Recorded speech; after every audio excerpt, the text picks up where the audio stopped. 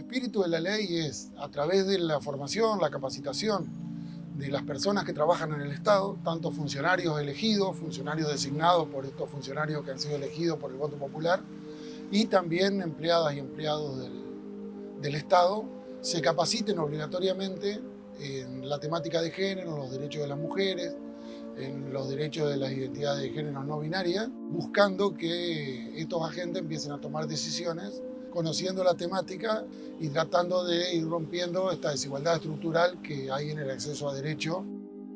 La ley Micaela da un marco fundamental para que toda la organización del Estado, en todos sus poderes, haga políticas, determine normas, sancione leyes, debe crear fallos y sentencias con perspectiva de género, tal lo que dice obligatoriamente la ley.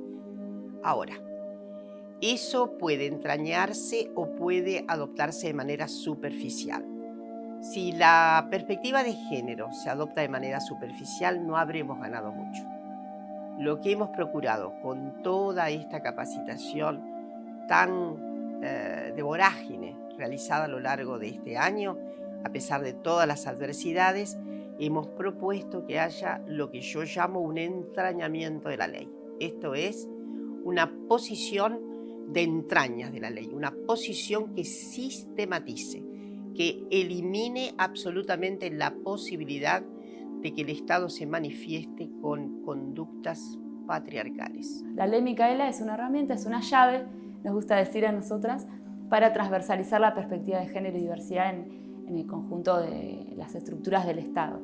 Y lo cierto es que hubo algunos hitos que no se había tomado en cuenta o no se había trabajado en la perspectiva de la sensibilización al menos de las máximas autoridades, ¿no? Que es algo que también de manera novedosa plantea la ley, porque existe un imaginario que está a veces muy vinculado a que quienes están en determinados lugares, esto de poder o de toma de decisiones, ya están. Y la idea desde lo pedagógico es tratar de trabajar en lo que se conoce como la educación popular, la pedagogía de la pregunta. Nosotros creemos en la construcción colectiva de saberes y partiendo de situaciones problemáticas concretas que ocurren en los ámbitos de trabajo dentro del Estado o que ocurren en la sociedad donde esa gente interviene como agente del Estado, ¿no? Por eso he insistido muchísimo en una cuestión que desde mi perspectiva es central y es promover un estado de nueva sensibilidad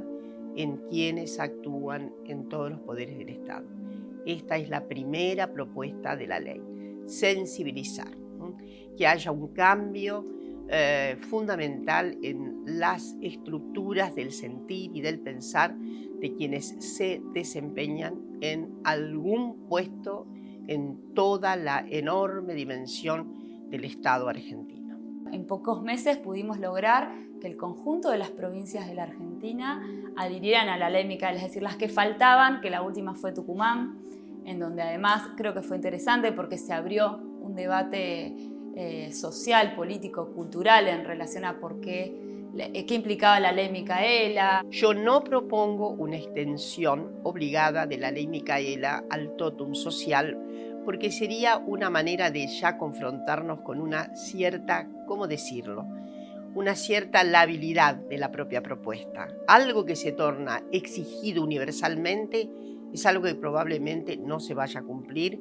De todos modos, sí creo que hay organizaciones de la sociedad civil que deben ser alcanzadas por la ley. A saber, las corporaciones profesionales deben ser alcanzadas por la ley. La segunda propuesta es, efectivamente, entidades deportivas. Las entidades deportivas deben absorber la ley. Su significado es muy profundo en nuestras sociedades. Sus alcances son muy notables. Por lo tanto, ahí un aspecto me parece bastante rector en orden a modificar las relaciones humanas. Y en tercer lugar, me parece también importantísimo que haya una legislación que obligue a las corporaciones gremiales, a las asociaciones de trabajadoras y trabajadores, por su cometido fundamental. Es fundamental y eso se tiene que materializar, ¿no? Porque desde el gobierno nacional podemos tener una serie de ideas, de orientaciones, pero después qué pasa en Tucumán, qué pasa en Entre Ríos, qué pasa en Córdoba. Eso también requiere de cierta ingeniería política, y yo creo que hay un punto que abre también en términos de dejar en claro cuáles son los pisos firmes que nosotras decimos, que fue el programa de contenidos mínimos. Entonces, para nosotras poder plasmarlos en un programa, con apertura, ¿no? Pero lineamientos básicos para que también, tanto desde las provincias como de otros organismos públicos, pudieran tomarlo y decir, bueno, esta es como la hoja de ruta en términos generales, ahora me toca situarla, pero bueno, es un poco por ahí. El gran cambio lo tiene que producir el Estado. Las estructuras del Estado deben cambiar. Y si el Estado, sus estructuras cambian, habrá modos ejemplares para mostrar a la sociedad civil, orientándola en el sentido de democratización de los vínculos, de la más restricta obligación moral de, en fin, de erradicar los valores patriarcales. A mí me da mucho orgullo trabajar implementando la ley en el distrito para la ley Micaela más grande que tiene nuestro país, más grande que Nación incluso, por la cantidad de agentes que hay que capacitar, en una ley que lleva el nombre de mi hija.